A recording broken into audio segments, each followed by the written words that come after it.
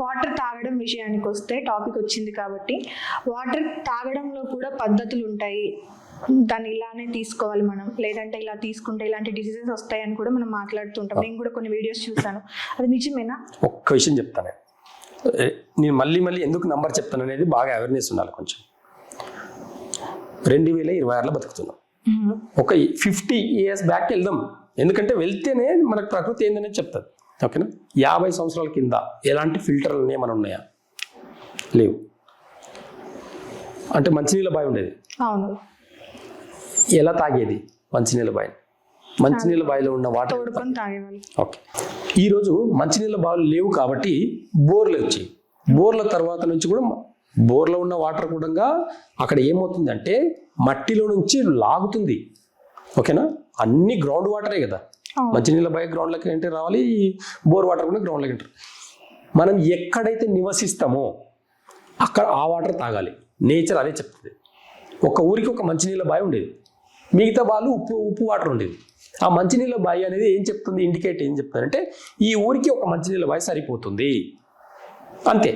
ఒక ఊరికి ఇప్పుడు ఈ ఏరియా అంతా ఉందండి, ఈ ఏరియాలో గ్రౌండ్ వాటర్ ఏదైతే మంచిదో అదే నీకు మంచిది. నేను పక్క ఊర్లోకి వెళ్ళేసి నేను తెచ్చుకుంటానంటే కాదు. అక్కడ వాళ్ళకు ఎర్త్లో ఉండే మెటల్స్ చాలా ఉంటాయి. మనకు పొరల్లో, భూమి యొక్క పొరల్లో చాలా మెటల్స్ ఉంటాయి. మనం అక్కడ నివసిస్తున్నప్పుడు ఆ వాటర్ మాత్రమే కరెక్ట్. ఇప్పుడున్న జనాలకి ఇది ఎవ్వరికీ అర్థం కాదు. ప్రకృతి వైద్యులు ఎవరికైనా ఉంటే ఇది చాలా క్లియర్గా అర్థమవుతుంది, వాళ్ళు కూడా చాలామంది షేర్ చేస్తారు. కాబట్టి మనం ఎక్కడైతే నివసిస్తామో ఆ వాటర్ తాగడం వల్ల ఖచ్చితంగా అది హెల్త్కి మంచిది. రెండవది, 50 ఏళ్ళ కింద వాటర్ తాగిన పద్ధతి చెప్పండి ఒకసారి నాకు. ఇప్పుడు ఎగ్జాంపుల్, వాటర్ ఇప్పుడు బాటిల్ తీసుకుంటాం మనం, జనరల్గా చేసేది ఏంటి, వాటర్ తీసుకుంటాము, పై నుంచి లేపి తాగుతాం. అవును. థైరాయిడ్స్ ఎందుకు పెరిగేది అంటే దీనికి ఒక ఎగ్జాంపుల్ కూడా చెప్తాను నేను. పైనుంచి తాగినప్పుడు ఏమవుతుంది తెలుసా అండి, వాటర్ అనేది కరెక్ట్గా థైరాయిడ్ గ్లాండ్ మీద పడుతుంది. ఈ థైరాయిడ్ గ్లాండ్ మీద ఫోర్స్గా వాటర్ పడడం వల్ల కూడా హార్మోన్ ఇన్బ్యాలెన్స్. హార్మోన్ ఇన్బ్యాలెన్స్ అంటే ఈ ఒక్క హార్మోన్ ఇన్బ్యాలెన్స్ అయినప్పుడు బాడీలో ఇంకెక్కడన్నా ఇంపాక్ట్ పడవచ్చు. ఒకప్పుడు మంచిగా మూతి పెట్టి తాగేది కదా గ్లాస్, దోసిల్లో పోసుకొని తాగేవండి. దోసిల్లో పోసుకొని తాగేవి. ఏముందండి చేతిలో, దోసిల్లో పోసి తాగినప్పుడు కడుపు నిండా వాటర్ తాగినారు కదా. ఇప్పటికి పల్లెటూరులలో పొలాల పుంటే నీళ్ళు ఎలా తాగుతారు చూడండి. ఎందుకు? పైప్ పెట్టుకొని. ఎందుకు? ఇలాంటి పద్ధతులు ఎందుకు మర్చిపోయాం మనము? ఎవరు వద్దని చెప్పి, కార్పొరేట్ కంపెనీస్ వద్దేమని చెప్పా, ఇలా తాగకూడదండి, దానికి వామ్స్ ఉంటాయి, జెమ్స్ ఉంటాయని చెప్పి అలా చెప్పి మనల్ని సైకోలను తయారు చేస్తారు. నేచర్ ఎప్పుడు తప్పు చేయదు. నేచర్ తప్పు చేస్తే ఖచ్చితంగా దాన్ని బ్యాలెన్స్ చేస్తుంది. మనుషులే తప్పు చేసేది. ఆలోచన విధానాలు తప్పు చేస్తాయి. పాజిటివ్ నెగిటివ్ నీకేది కావాలో అది ఆలోచించు, అలాగే ఇస్తుంది. పాజిటివ్గా ఆలోచించడం, ఇదే వాటర్ నుంచి సర్వరోగాలు తగ్గించుకోవచ్చు. ఇదే వాటర్ని మనం గుళ్ళో ఇస్తే తీర్థంగా తీసుకుంటాము, అదే మనం కొంచెం కెనాల్ పక్కన తాగితే గలీజ్ వాటర్ అంటాం. తేడా మనం ఆలోచన విధానాలను బట్టే ఉంటుంది తేడా. ఓకే. అంటే ఇప్పుడు గుళ్ళోకి వెళ్ళేసి తులసి కొంచెం వేసేసి కొంచెం కర్పూరం వేస్తాడు, కొంచెం తాగితే చాలా పాజిటివ్ వైబ్రేషన్. నేను గుడికి వెళ్ళాను, తీర్థం తాగినా చాలా బాగా అయిపోయినా, నువ్వు చాలా మంచిగా ఉన్న, పాజిటివ్గా ఆలోచిస్తున్నా. అదే ఒక లీటర్ బాటిల్లో తులసి కొంచెం కర్పూరం వేసేసి నువ్వు లీటర్ బాటిల్ తాగినా నీకు ఆ వైబ్రేషన్ రాదు.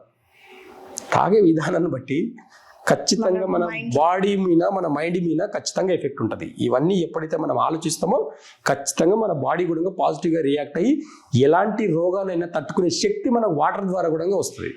కాబట్టి కూర్చొని నిదానంగా సిప్ బై సిప్ వాటర్ తాగడం వల్ల మీ బాడీ అనేది బ్యాలెన్స్గా ఉంటుంది.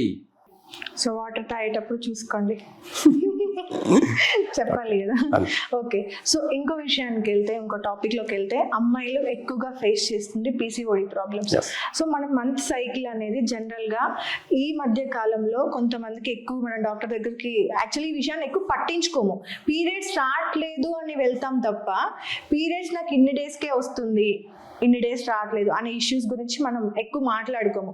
కొంతమంది అమ్మాయిల గురించి ఆలోచిస్తే 20 డేస్కే సైకిల్ వచ్చేస్తుంది, లేదా 15 డేస్కి వచ్చేస్తుంది. వాళ్ళు ఏమనుకుంటారంటే నాకు 1 వీక్ ముందే వచ్చేసింది అని హ్యాపీగా ఫీల్ అవుతారు. కానీ ఆ 1 వీక్ ముందు రావడం వల్ల ఎంత ప్రాబ్లమ్స్ ఫేస్ చేస్తారనేది వాళ్ళకి అర్థం కాదు. సో ఇది ఎందుకు వస్తుంది ఇలా అమ్మాయిలు? ఇవన్నీ కూడా హార్మోన్ ఇన్బ్యాలెన్స్.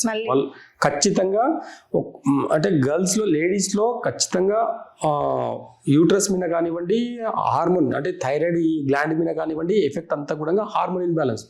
లంగ్స్ ఈ కిడ్నీ సమస్యల వల్లనే వస్తాయి. ఉంటే వాళ్ళకు భయంగా ఉంటారు, లేదంటే ఎమోషనల్గా ఇన్బ్యాలెన్స్ అంటే ఎక్కువ ఏడుపు, ఎక్కువ దుఃఖం, ఇవన్నీ తీసుకోవడం వల్ల. ఇవన్నీ కొంచెం బ్యాలెన్స్గా పెట్టుకుంటే ఖచ్చితంగా ఎలాంటి ప్రాబ్లమ్స్ లేవు. నేచర్ చాలా గొప్పదండి. సైకిల్ అనేది అమావాస్య నుండి అమావాస్యకు 28 రోజులు. ఒక సైకిల్ అంటే 28 డేస్. ఓకే, ఖచ్చితంగా సైకిల్ 28 డేస్కి రావాలి. 30 డేస్ కౌంట్ కూడా తప్పు. అమావాస్య నుంచి అమావాస్యకు అంతే, పౌర్ణమి నుంచి పౌర్ణమికి 28 days అంతే.